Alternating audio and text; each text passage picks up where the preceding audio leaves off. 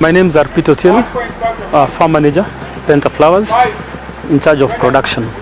This is a rooting zone area where we do multiplication of the crops that we want to multiply. Basically, this is a controlled environment where we have the misting being done here, sunscreen, and we also have the ventilation. The cuttings are self-rooted, which are dipped into rooting hormone, and then they are inserted into the growing media. This is the hardening zone, where the process of trying to prepare the new plants for the difficult conditions in the greenhouse. Also, we have the sunflowers, which are planted inside here. This doesn't go through the rooting zones, which are propagated directly. From the propagation, the plants are brought or transplanted into the greenhouses. The crop takes 6 weeks, after which we do bending.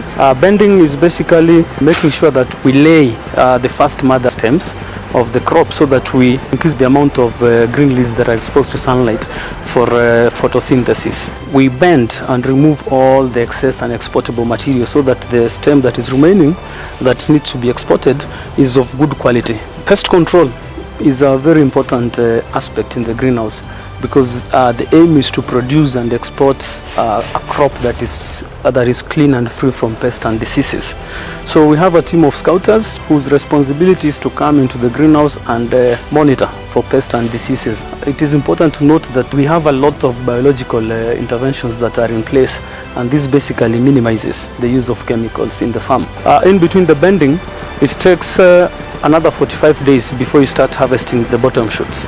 All bundled flowers in a net must have a traceability sticker. The essence of this is to make sure that we are able to trace the produce from the market back to the greenhouse which was harvested from, and up to the harvester who did the harvesting, so that in case there is any complaint, we can take corrective actions. The flowers are put in unmotorized flower carts, which is used to push the flowers from inside the greenhouses to the two-wheel tractor, which then ferries the flowers to the pack house. This needs to take the minimal time possible so that does not affect the vase life. I'm the pack house manager. I'm here to take you through the process for the pack house. We have 9 particular quality control points in the pack house. This is to ensure the quality management system is in place on quality issues, anomalies, and this is communicated to the field for collective action. From there, the flowers are taken into the cold rooms where they are cooled for about 4 hours to ensure that they remove the field heat.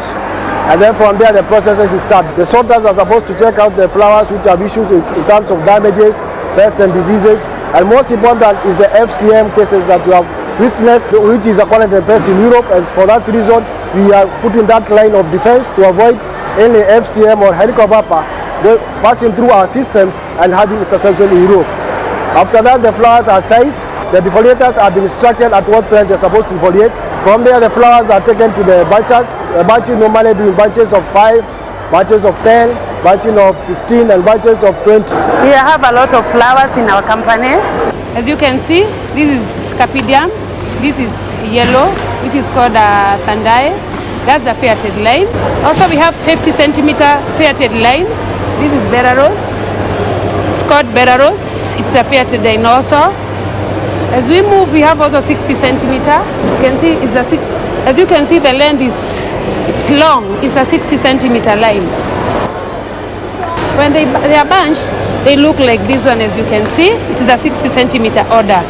So what I can request fair today is to add more orders in our farm, because we have a lot of labor, we have a lot of worker.